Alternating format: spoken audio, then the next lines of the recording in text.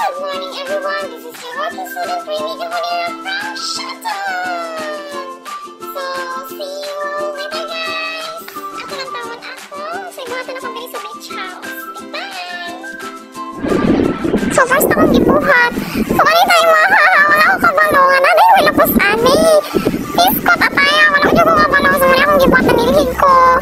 And then, muna naaspat-aspas mga kuano sa inaadiha.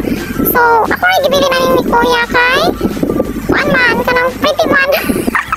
So, bukod kayo sa box ngayon, wala dyan ko nakadaon ko pero ginugos na. So, muna akong gibuhat.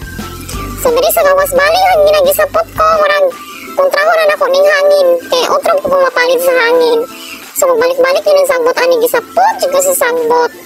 So, muna akong gisiligan dali sa gawas.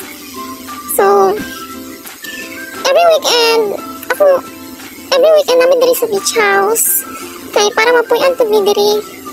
Para pud malimpyuhan ba. Kay lain pud kaayo dili pud nimo ulion ang usa ka balay.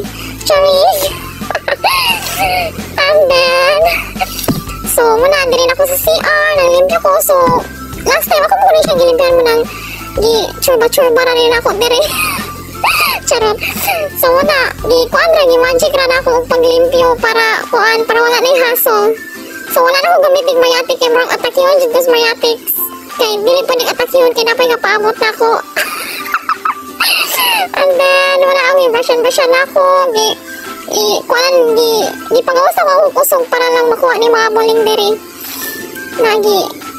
Kuan ako katong bitong bidet. May akong gigamit para matantang ang hugaw. Super. Ano mo na gisiligan ako kusog kay wala po ako dito sa wala ko na kontento niya sa hugaw di ay.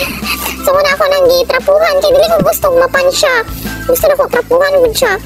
Kay feel ako mas makatangkam ko ng trapo kaysa map. Muna ako na siya gitrapuhan ang tiles. So mura na. And thank you everyone. Bye!